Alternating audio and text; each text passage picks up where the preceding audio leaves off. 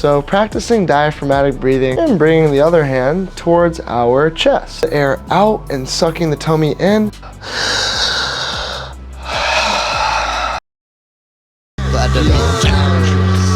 Everything aroused me, God is all around me. Look within and I found thee. Beyond boundaries, everything aroused me, God is all around me. Look within and I found thee. Beyond boundaries, everything aroused me, God is all around me.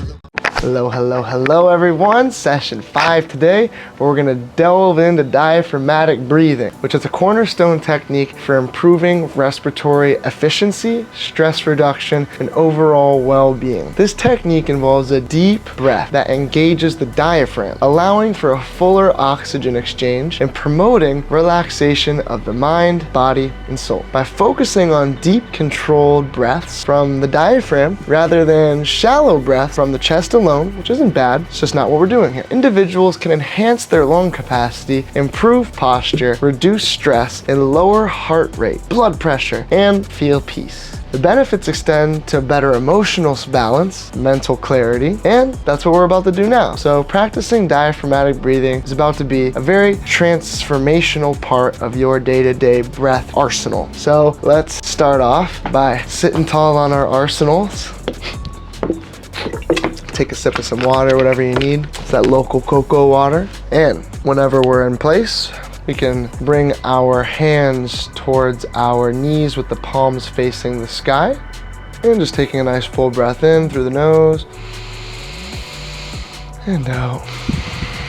Bringing our left hand down above our waistline and below our belly button, and bringing the other hand towards our chest.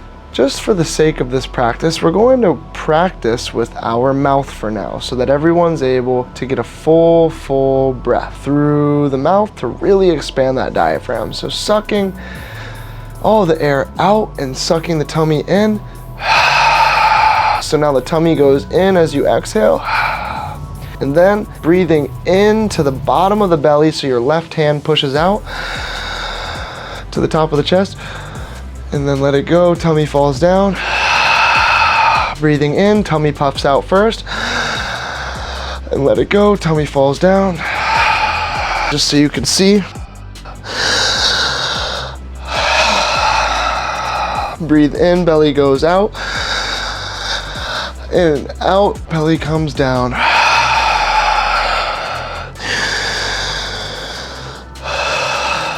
For 5 more breaths.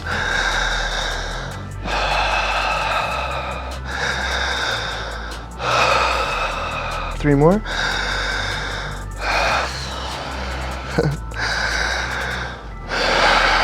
2 more.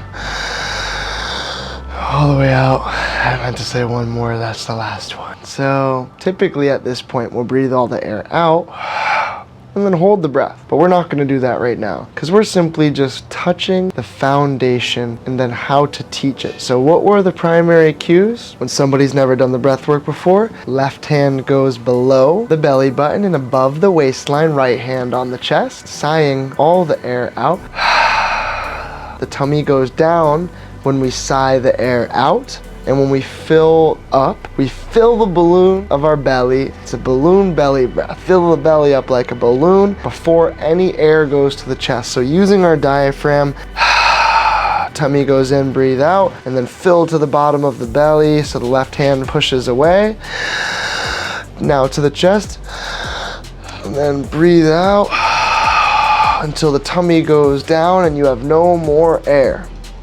That is the simple main cues and engagements that you'll be able to teach the beginning of the breathwork session with, because every Beyond Boundaries breathwork session has the balloon belly breath. So you're going to incorporate this into every session that you ever teach. And as you get those basics down, with the emphasis on, you gotta remember, most people, when they breathe in, their tummy goes in. That's wrong. We don't want that anymore. We're breaking the improper breathing patterns now. Our tummy is going to fill out. Second nature that we breathe deep into our body rather than shallow and opposite. Because what's happening, there's quivers in the breath. As people breathe, most people, maybe even you right now, take a breath in, you'll notice that your belly doesn't fill, but your chest does, and your belly sucks down. So you'll find that if you try to make a slow exhale after you breathe all the way and try to make a slow exhale, check me out. If you're one of those people whose belly didn't already naturally go out on the inhale, take a full breath in right now. Don't force your belly out,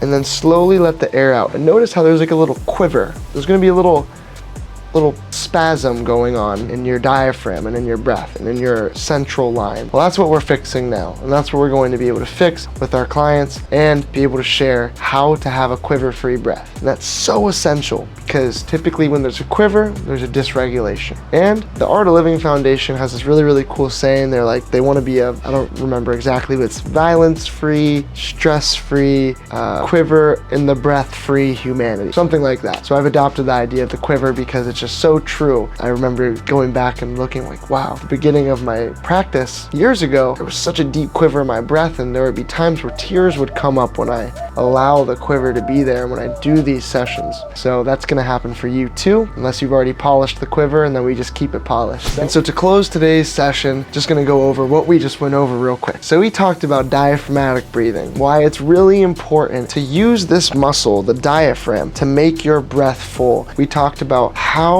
to engage with the class and teach them about left hand goes on the bottom above the waistline below the belly button, right hand on the chest, and when we breathe in we puff the belly out like a balloon. And then we spoke a little bit about how we're with this breath going deep into the emotional traumas, into the emotional body in our body. There's energy that's stuck within our fascia, that's stuck within our muscles, within our organs, or even on the etheric plane. There is imbalanced constricted energy. The constriction can be right now. Maybe you're squeezing your toes. Maybe you're squeezing a finger. You're leaning on one hip. We all got something. So we're little by little polishing these tendencies and these habitual tightnesses, clenching on the jaw, tongue pushed on the roof of the mouth. We're fixing this with this breath. So that was what we spoke about today. Basics of how to diaphragmatic breathe, how to teach the diaphragmatic breath, and why it's important. So without further ado, go on below and do the breath session.